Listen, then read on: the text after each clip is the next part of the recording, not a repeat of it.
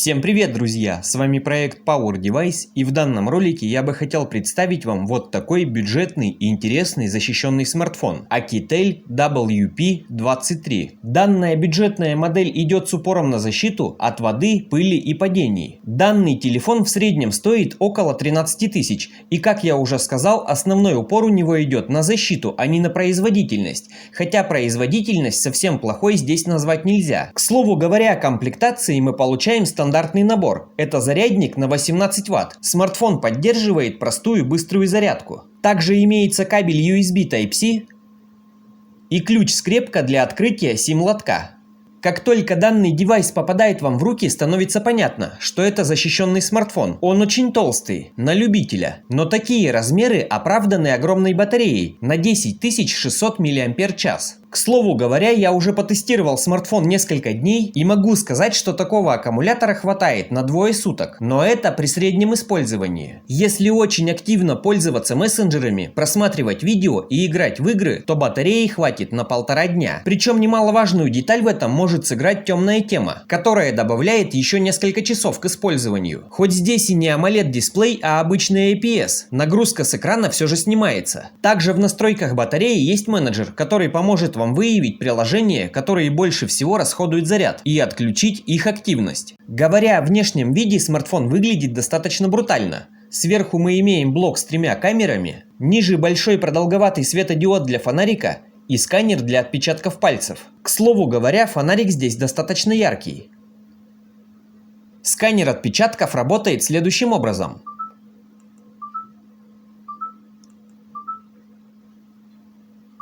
Небольшая задержка есть, но в целом нормально. В целом весь корпус выполнен из приятного, покрытого резиной пластика. На задней крышке имеется рифленая поверхность. Когда вы держите смартфон одной рукой, пальцы по ней не скользят. Такие же задумки есть по краям. Снизу нельзя не отметить крюк для карабина. С правой стороны качелька громкости и рифленая кнопка питания, по которой также не скользит палец. Динамик здесь один, расположен вот с этой стороны.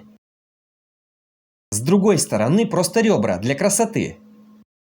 С левой стороны расположен лоток под сим-карты и карту памяти. Стоит отметить, что все резиновые уплотнители очень плотно сидят в отверстиях. Лоток имеет два слота, это 2 нано-сим-карты, либо одна сим-карта и карта памяти. Карта памяти поддерживается до 1 терабайта. Что очень кстати, так как смартфон выпускается с памятью только в 64 гигабайта. Версия Android из коробки 13. Диагональ экрана здесь 6,52 дюймов, разрешение 720 на 1600, HD+, частота обновления 60 Гц. Также из особенностей данной модели Akitel можно выделить реверсивную зарядку, то есть данный смартфон вы сможете использовать как Powerbank. Попадая в главное меню смартфона, сразу можно заметить вот такую тему. Здесь эта тема предустановлена. К сожалению, выбора других тем я не нашел. Зато в разделе обоев можно зайти в обои и стиль, поставить тематические значки, сменить обои, устанавливаем свое изображение. Значки изменяют свой цвет под стиль обоев. Также на главном экране присутствуют виджеты. Сюда можно добавить любые виджеты, которые поддерживает Android. Теперь поговорим о недостатках данного телефона. Первый недостаток — это то, что данный девайс комплектуется только 4 гигабайтами оперативной памяти, которой в некоторых моментах может не хватить. Также не нужно забывать, что это бюджетная модель, которая стоит не более 13 тысяч. Но при этом здесь все же небольшим минусом является процессор. Это MediaTek P35. Количество ядер 8, но производительность у них небольшая. На данном телефоне я провел тротлинг-тест. В принципе, перегревом он не страдает. Все это потому, что процессор не слишком мощный, поэтому он не перегревается и не тротлит. Что касается игр, здесь можно поиграть и в PUBG, и в NFS. Телефон нормально потянет их на средних настройках.